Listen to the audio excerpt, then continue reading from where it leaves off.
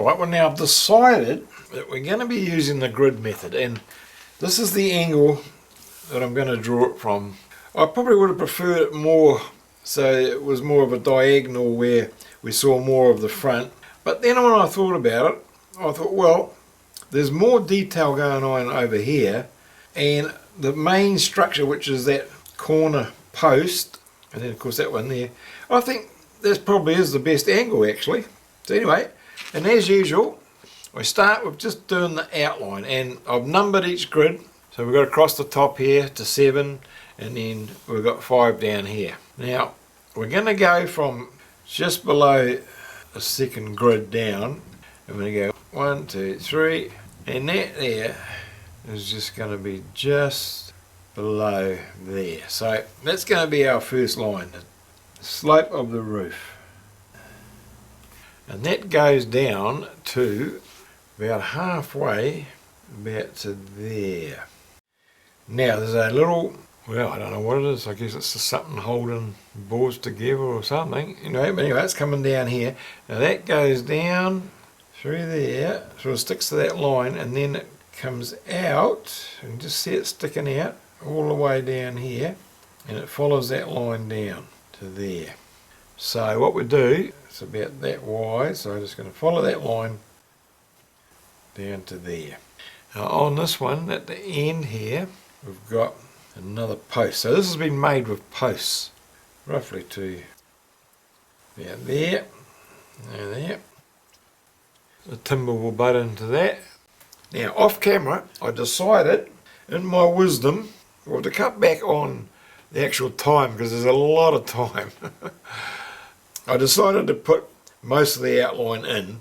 You know, every time you start a drawing, you think, oh yeah, that looks pretty straightforward, that's pretty easy. And it's not until you get into it that you realise, oh heck, and it happens to me every time, I guarantee it. There's always more to it than meets the eye.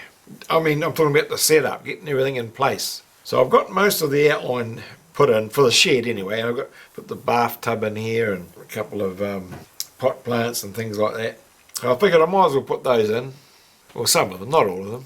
I'm just going to start and put the corrugated roof in, and we'll just sort of work our way down and just fill it in as we go. And then here it sort of decides that it wants to cave in a bit, and it's certainly not straight. I find it easier to tilt the drawing, so we're going to go and do it this way.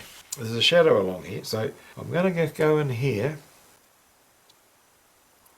and it sort of goes a little bit higgledy-piggledy. Now today I just wanted to get the line drawing done. I don't want to rush it. Yeah, we might get 2 or 3 videos out of it. That's fine by me. And I'm not going to do a lot of talking. We'll just get this bit in here and just see how we go from there. I've got to make sure I got everything in place. Now that top one there is quite dark.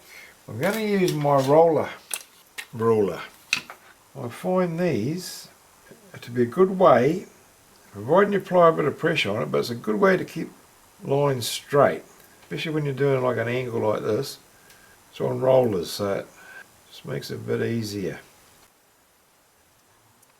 You know, I use all the tools I can get my hands on to make the drawing a bit easier to do. Well, I think it's about now that we went into time-lapse. So once again, depending on what part of the world you're in and what time of the day it is, put your feet up, grab a glass or a cup of your favourite drink, sit back and relax and enjoy the music. And I'll see you in about 10 minutes.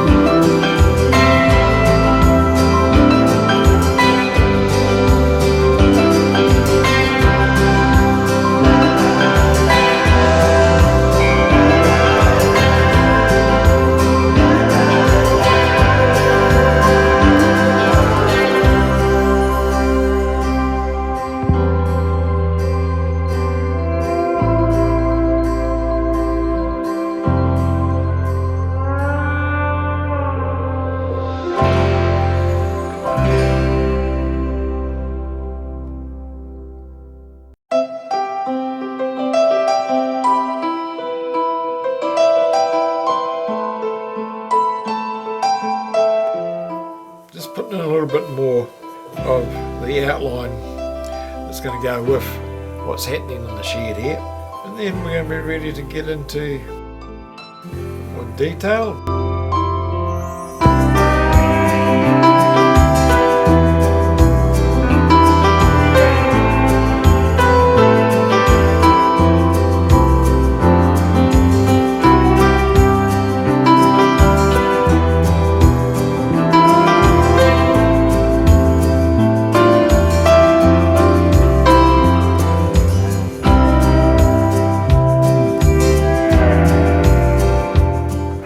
We sort of got most of the outline in here, a few darks and where the shadows are. Yeah, I'm quite happy with where we're at. There's just a little bit more to go in, of course, there usually always is. And once again, I'm not following the reference photo exactly. It's a guide, and all this is going to be in foliage, so probably I'll give it a bit more of a shade in here. I was really just scribbling it really, but that's all right. I like to do this so then I know where I'm going to place different things, different tones. And sometimes it's quite easy when you're doing a grid drawing to get lost, to find yourself in the wrong grid. It happens quite a bit actually. But anyway, that'll probably do us for now. Yeah, alright. You know, I really appreciate you watching till the end. It really means a lot to me, and it definitely helps my little channel to grow. And I really hope you're enjoying these videos as much as I'm enjoying sharing them with you. And I'm really enjoying going back to these places, you know, revisiting the places that I drew for our book, Beyond the Fence.